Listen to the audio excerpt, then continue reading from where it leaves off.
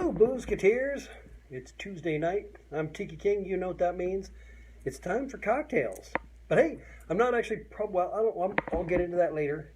We'll talk about some other stuff first. First of all, it was really good to meet a lot of you at Tiki Oasis. It was great to see a lot of Boozeketeers there and to meet some new people and put faces to the names that I see popping up on the screen there. So that was a lot of fun, and hopefully we have some new people who simply looked at the cards that were on the. There was a lot of the merchandise that I was hawking. Had cards that said "Join the Boozeketeers." So we'll see what happens. Maybe we'll see a few new faces. That would be good. But hey, everybody, how you doing? I'm doing great. I'm traversing the hot and burning desert. Not at the moment. I'm just in a hot and burning hotel room until we can get the air conditioner flowing. But just checked in here because I figured, I was almost going to abandon ship on the show, as it were, because, like I said, we're out traveling through the desert. But then decided to get a place here and do the show from here because, like I said, hopefully there's some new faces out there who are like, what the heck, Cocktales, Tiki King, what's this all about? And they're hoping it'll be good. And like I always say, they can continue to hope that. They can, along with you guys, along with you regulars. So, hey, I've been up to all sorts of no good. Had a great time. So, those of you who follow me about, who are stalking me on the internets, last night had Trader Sam's, had a couple of cocktails. Those were good. Had a Angelada and myself, I had the Angelada, and I also had the Drunken Zombie Head.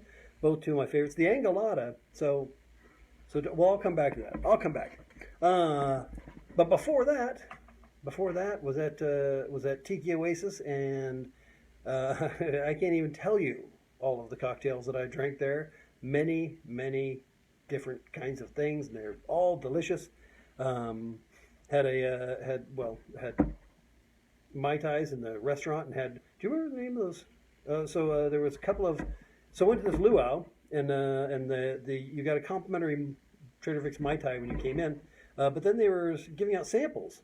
I can't remember now. See, I can't remember. I drank so many of the samples. I don't even remember who was giving them to me. Somebody, but they had this. They had a couple of really good ones. I'll get to that too. But they were. I do remember the cups because the cups said they were the ancient astronaut theorists. And it said that we were hurtling towards the void. It said on the cup, hurtling towards the void. And that was actually pretty true. Because after a few of those, I hurtled up on stage and did a hula dance, apparently. I haven't seen the pictures. But I'm assured that I was awesome. So there you go. Yeah, Tiki Oasis had a great time out mixing and mingling with people and watching the show. Josie Cotton was playing. At one point, I did a little live video. My room was up above the stage, so did a little video of that. And the Flesh Tones were awesome. Went and saw them. They were up there grooving away.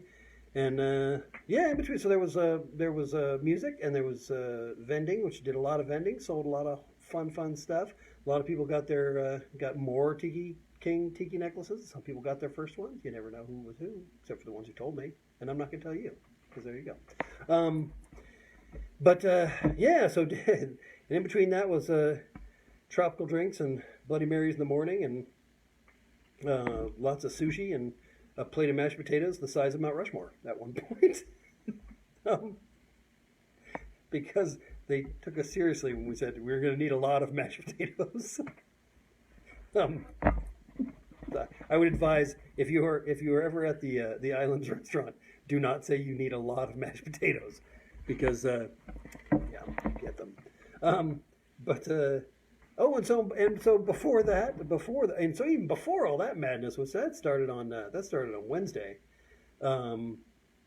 There was a Tuesday, the last show, which if you tuned in, we were experiencing space drinks. We went to the cantina. We went to Uga's Cantina and had some face-numbing drinks and some rocket fuel and some slug juice and all sorts of things, which I would say try them. I don't know that I would recommend them. That's one of those things. They were interesting. No doubt about that. But anyway, so like I said, so now I'm out here traversing the hot and arid desert, heading back for a brief respite in the mountains. And then next stop is going to be Carson City, Nevada, which is also going to be of interest to some of you Boozeketeers, if you can make it. Wiki Tinkers are playing a show on Saturday night at the Carson City Brewery? Something like that. Look on the website, wikitinkers.com. And it's free. And it's at a brewery. So look, let's hold on. Let's repeat. At a brewery, Wicked Tinkers, free. Mm-hmm. I know what I'm thinking. Yes, but I'm not going to get into that. So, so come on out to anyone who's in the Carson City area, which I'm not sure if which ones of you. I know there's a couple. I know there might be some Boozeketeers who will show up. That's close enough for them to hop in the car and leave their cares behind. So there's that, and then the next weekend in Amador, we'll be up there in the I don't know, is it Plymouth or Amador? We call it both, Plymouth, Amador. Yeah, it's up above Sacramento somewhere. But this year, theoretically, it won't be smoky like that. Oh, was that the thing in November? The smoke-filled wedding? I don't know. So I was trying to figure out. So I was on my birthday. I was traveling through either Winnemucca or Elko. We think it was Winnemucca, and stopped at a place and had Chinese food, which you probably don't care, but I liked it. It was good. Had some chow mein and stuff. But we've been trying to figure out. We're like, why were we driving through northern Nevada?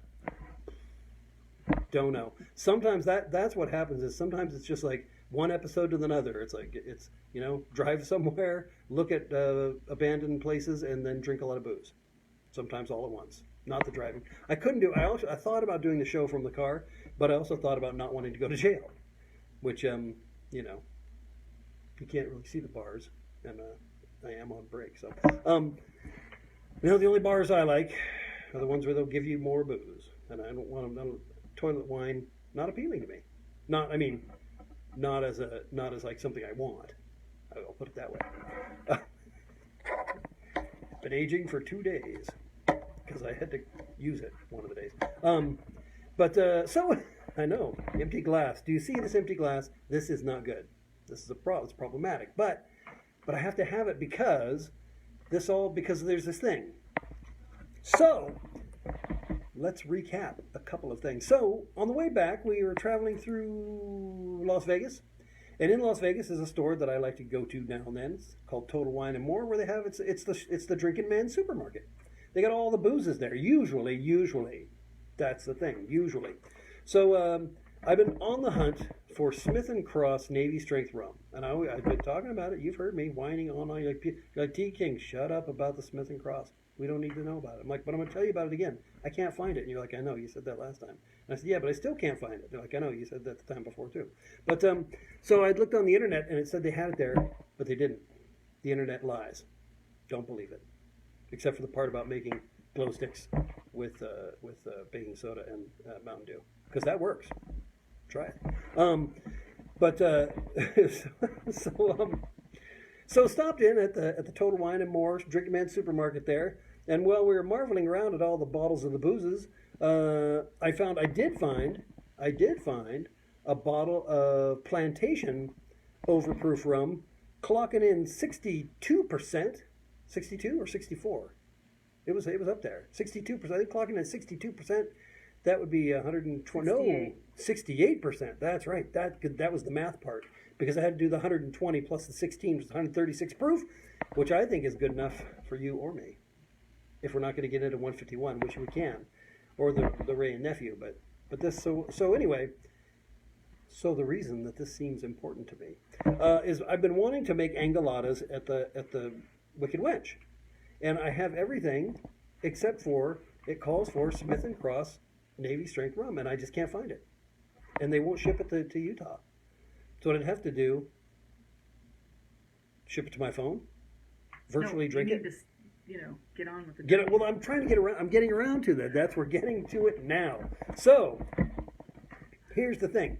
So I did find some overproof rum, so I'm very excited about that. I'm going to use that to make angoladas because it is a dark rum that's high proof, and I think we can use that along with the bitters and the juices and the whatnots and the so forths. And we're going to try some angoladas, maybe not next episode, but one of the ones coming up. But Again, as I was shopping about the place, I came upon a bottle of booze which I simply could not ignore. Mostly because it had a TV showing old go-go films. But before that was a shelf with the boozes on it, and I thought I should try that because it's a booze. It's a booze with provenance. It's a booze with history. I can start drinking it, but I was going to save it and figure it out later. Maybe I'll just start drinking it and see what happens. We'll see what happens. But I'm not going to tell you. I'm not going to let them see what it is because that would ruin the surprise. See, maybe I bet some sleuths will stop the video and.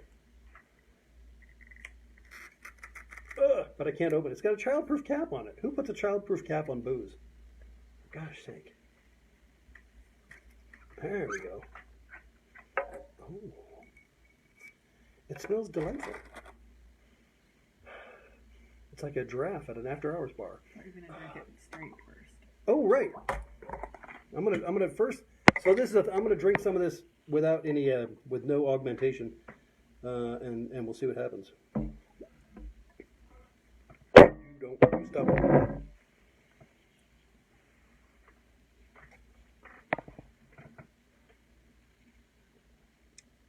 First impressions. A hint of smoke on the nose. Flavors of cinnamon, elderberry, chocolate-coated bark moths. Old books dipped in sugar.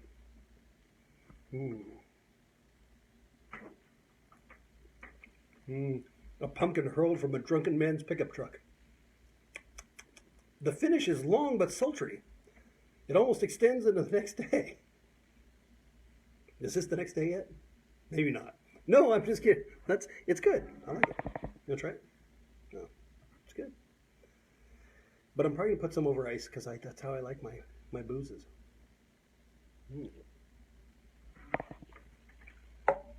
So some people are going to understand right away what's happening. But we're going to need to do a little bit of time travel. You guys ready? You Boozeketeers? You know how to do it. You know how to. We're going to try. We're going back. Let's just start, and I'll tell you when you're there. No, Elvis's birthday. Got to go back further. Oh, it's getting better. Okay, 1910. 1910 was a good year for stuff, for people doing things because they wanted to know what the deal was, and the only way you could find out what the deal was to get a deal. And so one of them got a deal that was worth about $100,000 it was $200,000. It had multiple lots of it, and more than would fit in a suitcase. To take a journey across the South Pole, because at that time, 1910, no one had ever been to the actual geographical South Pole. They'd just heard about it in books and on the internet, where they said that you could actually get snow cones at a place down there. Don't believe them. Make glow sticks. So Ernest? Was it Ernest Shackleton? I'm trying to remember. Ernest. I could probably look at the thing, can't I? That feels like cheating. Sir Ernest Shackleton, who wasn't Sir at the time. Not yet. No, not yet. He was a good Irishman. Sir Ernest Shackleton. He was born in. I forgot. There you go. Never mind. And that's today's show. Boozeketeers. We'll see you all next week. No. He's born in Ireland. Good Irishman. Good Irishman, that Ernie. That's like my grandfather's name was Ernie, too, strangely enough. So Ernest Shackleton in 1910 decided he wanted to be the first man to reach the geographical South Pole.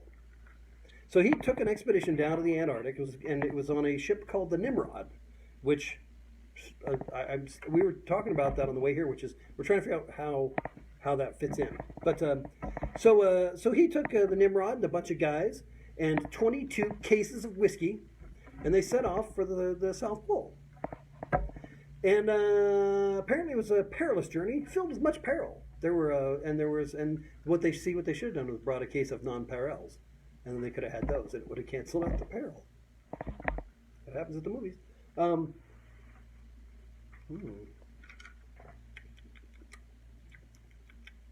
It has a hint of intrigue. So he set out to reach the South Pole, and they got to a point that was 93 miles, I believe, away. and they had a base camp set up there, and things were awful. People's fingers were falling off and landing on other people's toes that had already fallen off, and it was cold, and I believe they were eating penguins, and it was just a whole thing. It wasn't good. They were like, and he said, "Here's the deal. You know why he brought whiskey? He was a nice guy." He said, "You guys were going into the ice. Let's bring some whiskey. We'll make a party out of it." So on the trip, which took months and months and months, of crossing the Antarctic. Drink more of this, you'll know. But it was a journey filled with much peril, and they almost got there. But then you know what he decided? He said, "You know what? My own personal fame and glory is not worth the health and welfare of my sometimes drunken and sometimes sober friends."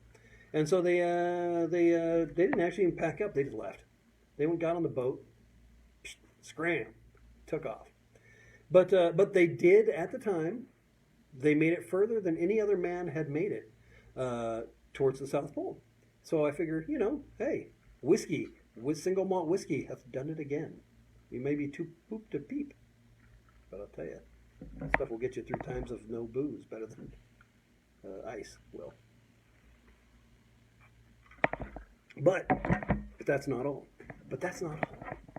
So the ship that he took that time was called the Nimrod, and we're wondering if that became a thing like from way back where if you didn't make it, right, something was not, they said, oh, Nimrod, like as a reference, or was Nimrod someone who messed things up? I don't know. You figure it out. Somebody ask their great uncle and get back to me.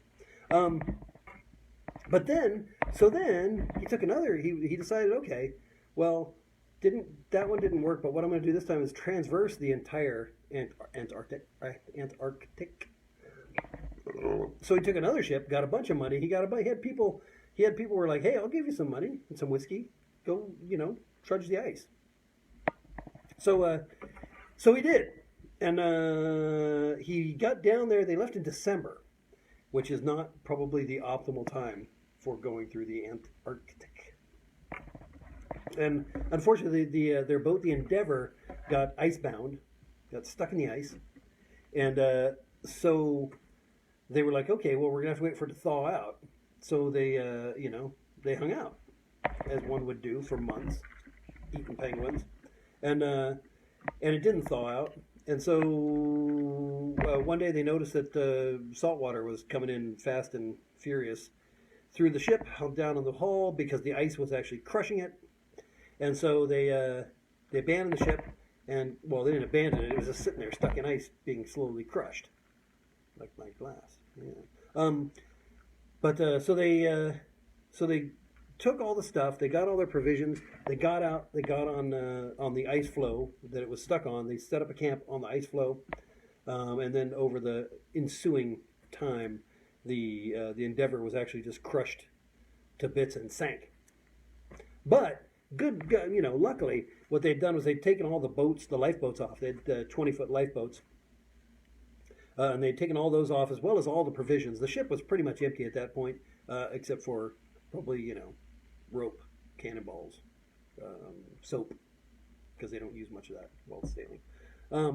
So the ship sank, and then they were stranded there. They didn't know what to do. They took the boats. They tried to make it to another island. It was just mayhem, and some people took off on their own, and some people got left behind. And Ernest himself, he eventually took one of the boats and 4 weeks worth of provisions, and decided to set off for the Georgia whale fishing area, wherever that is. I'm not sure exactly, on some island, but he knew it was nearby. So, well, not nearby. He knew. Well, here's the thing. Now, I was like, oh, which just shows how shrewd he was. He figured out it was going to take just about 4 weeks to reach this place where he could rescue everybody. So he took 4 weeks of provisions and figured once the provisions ran out, then they were pretty much done, because if they hadn't found it by then, I don't know, sushi, I guess. But so they did. They reached it, and they found it was the Georgia whale fishing island camp or something. And but apparently there was, as they got close enough, there was hurricanes going on, so they had to sail out and wait. And then they came in the next day in a different place and couldn't find anybody. And it was, of course, we're still talking way south where there's like, you have here, right? And then you go south and then there's Mexico and you can get a margarita easy. And then you keep going south and further and then Peru and then Tierra del Fuego and then you get off and then it gets cold again because you're going around. Look, I can do a little semicircle representing down here and then you get cold, colder, coldest. So, so they had to trudge across. They decided instead of trying to sail again, they trudge across the ice. They stuck screws in their boots to work like cleats and stuff. And finally, they found the camps. They got a tugboat. They went out and they actually found everybody. The entire expedition was recovered safely, with the exception of one man from the original encampment, I believe. And other than there was some people had frostbite, and probably a little bit of anger because they didn't have as much whiskey as the other guys did. But there's actually apparently Shackleton, though, at one point felt it was more important to document what he was doing than to worry about himself. He gave his photographer his mittens, and because of that, lost some fingers. Which, I don't know. Photographers, they only need one to press the button on the camera, I would think. They can do the rest with their monkey nubs. Pay some guy to change the film. But, and why? What? And so why are we talking about this? Because the original expedition, they took the 21 cases, and there was 12 of them left when they abandoned the place. Which I don't know. That part is where it gets really like, really.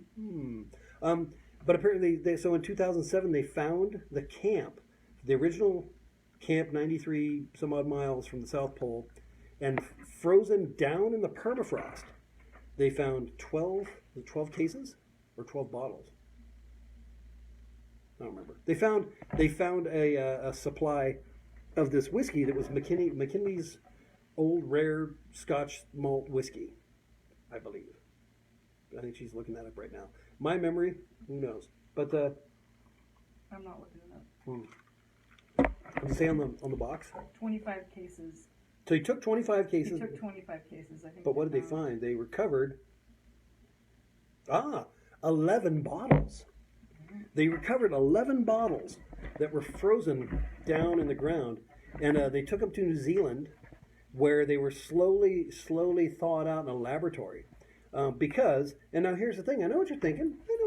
You're saying, Tiki King, I stuff bottles of whiskey in my freezer all the time. I got Stoli in there. I got all kinds of things. And it grooves, man. It rocks. What's the problem? Well, here's the problem. So the Antarctic is colder than your freezer, just so you know. Your freezer's set at generally 30 degrees. I don't know why you'd set it lower than that, because ice freezes at 32. Most foods are freezing about the same thing. That's, water freezes at 32 degrees. Why go colder in your freezer? You don't need to. But here's the thing. Alcohol, pure ethanol, has to get down below 150? Negative 170. Yeah, so pure ethanol, negative 170, right? But the average temperature down at Antarctica is only something like 10 below most of the time? 10 below to negative 60. Oh. Approximately. Oh, between 10, 10's when it's warm. Yeah, balmy, you're out in your shorts at 10 below. Negative 60, which is still not quite enough. That's the extreme. Negative 60 is the extreme, which will then freeze ethanol, almost. But here's the deal. So, I'm looking at it. You already know what it is. So here's the sciencey part. Right? When you're looking at whiskeys, people are like, whiskey, okay, well, what's the deal? It won't freeze. Well, it's not going to freeze in your freezer, but it does have generally 60% water to ethanol.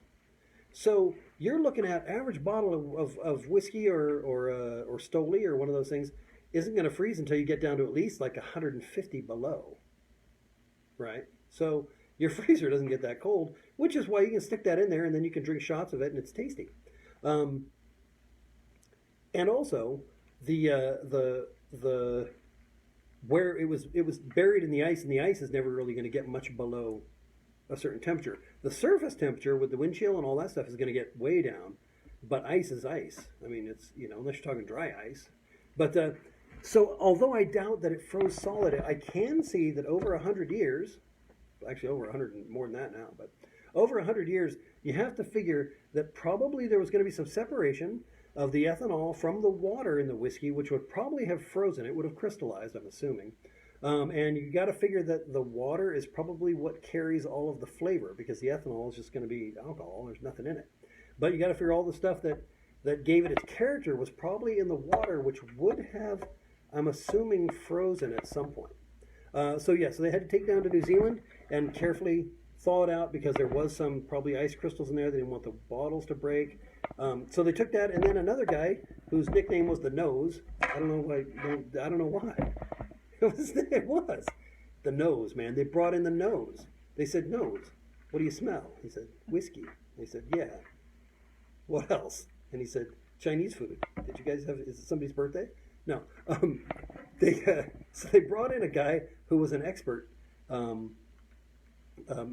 nosing, smelling stuff, tasting stuff, and they had him. They said, "Can we make this?" Right? And he said, "Well, no, because first of all, you had the whiskey. Who knows? It was probably aged for a certain amount of time before it was bottled. Then it was bottled. It was 78 Arctic. It's been sit for 100 years. I don't even know what it was." So they researched it. They found out what it was this McKinley's Rare. I keep saying McKinley. I think that's what it was.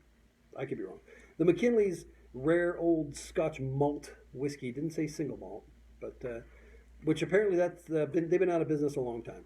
So you can't get it. You can't just walk in the pub and say, "Hey, I need some McKinley's Rare Old Scotch Malt Whiskey," so that you can, because I'm the Nose. Give it to me,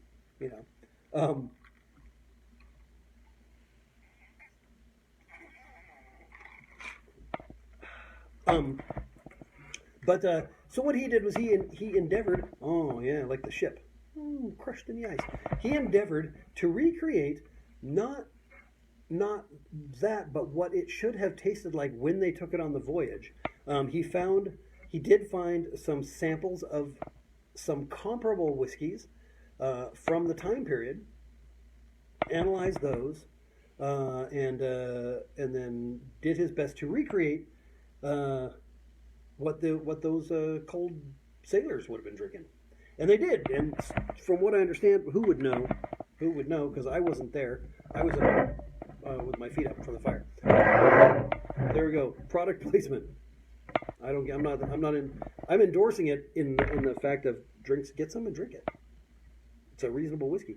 Shackleton's blended malt Scotch whiskey, based on an antique blend of it's not McKinley's, it's McKinley's.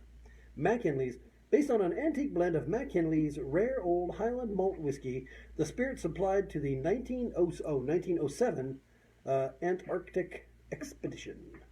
There it is. Shackleton's. And you know what? So here's the other thing, right? Totally reasonable. It's a good whiskey. It's a blend, but I'm not going to slight it for that, because I'm a blend. I'm Scotch by consumption. The rest of me is Irish and Krypnikos. But you can look for this stuff at your local booze-teak. Not at the booze-teak, but, at your local booze-slinging joint. And is it backwards, or is that just me? Although Ivy happens to be watching right now. Yeah. Ivy, you get a liquor license.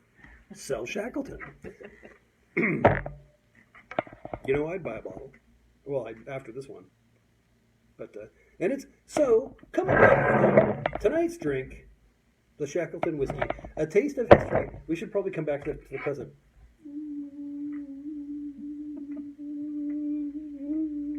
Oh, holy crap, it's tomorrow. I gotta go back. Okay, here we are. And that's what I've been doing, Boozeketeers. What have you guys been doing? I'm just back. I'm here drinking up the history.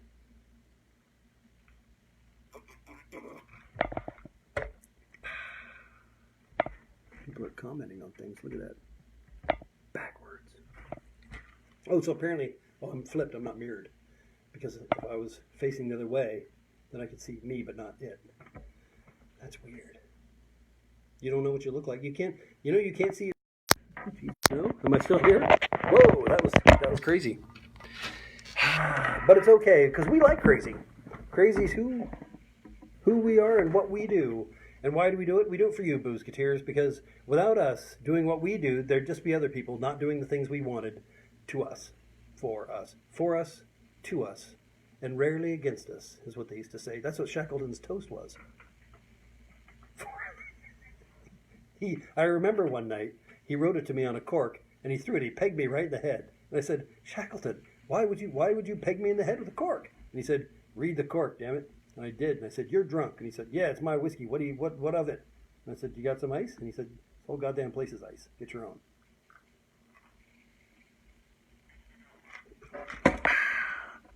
And then, I shouldn't look at the things. I know. And there you go, Boozeketeers. You got a history lesson tonight. You got to time travel. You got a reprieve from all that was inane and well, no, you didn't. There was some inanity. Inanity. What is the verb of inane? Inane? Oh. You guys tell me. You're the Boozeketeers. You're supposed to. Inane. It's just inane. There is no inanity. We didn't do some make it up. inanity. Some innate notes and bears notes and little lambs at ivy. Kittle drink Shackleton too. Wouldn't you? No, I would. Inanity. Inanity. Okay. So, and I hope that any of you new people, was there new people? Maybe, I don't know. I never know. People go, hey, that was things. I'm sitting there at the Tiki Oasis, and all day long people go, I love your show on Tuesday night. I'm like, you love my show? Why? I don't get it. But apparently, there's a lot of people who watch who don't comment, and I always say, hey, if you're watching, just throw up a hey guys, so we know who you are. It makes us very happy to see, a name that we've never seen before, saying, dude, get it straight. Make this show interesting, helpful comments like that. But, so, once again, go to the websites. I didn't say that yet, so I can't say once again. The last time I told you, did you? Did you do it? You people. Do I have to write it on a cork and peg you in the head with it? Is that how this all works? If I had a pen. I'm going to have to write that on a cork. Get a pen. Go to the websites and buy the stuff, because that's how we keep bringing this show to you every week, is through the goodness, through the, just like Shackleton. He said, hey, give me some money. I'll drink whiskey in the Antarctic. And they said, yeah, we're with you, even though we can't go. But, yeah, so the more I always say, every tiki you buy is a cocktail in the belly of Tiki King. Mm-hmm. So go to the website and buy the stuff. And if you can't buy the stuff, then just donate. You could donate like way more than you could buy if you have that much money. You could. You could donate enough to put me into a bad tax bracket, and I wouldn't fault you for it. And then what else? Go to the websites, do the things. That's it. Oh. Well, yeah. So there you go, Boozeketeers. And tell us. Oh, let us know if you know of a place we should do the show instead of my hotel room where the air conditioning isn't working. It's the complete opposite of the Antarctic. Yeah. All right, Boozeketeers. Until next Tuesday, which there may or may not be a show, because I don't know where I'm going to be next Tuesday. I'm going to be somewhere. Oh, maybe shoot from Hula's. That'd be good. Or Trader Vic's. Someplace. We'll be out there somewhere. No one will know until they tune in, and I hope that you're tuned in, turned on, dropped out, and likewise unsober. So there you go, Boozeketeers. Thanks for showing a gin and doing it again. Thanks for tuning in a half hour late and not feeling deprived. Because hopefully you guys were just sitting around drinking, waiting for me. I know Boozeketeer CJ was like, goddamn, get on the show. I'm tired of drinking alone. So there you go. I'll see you all next Tuesday, because until then, good night. Good drinking.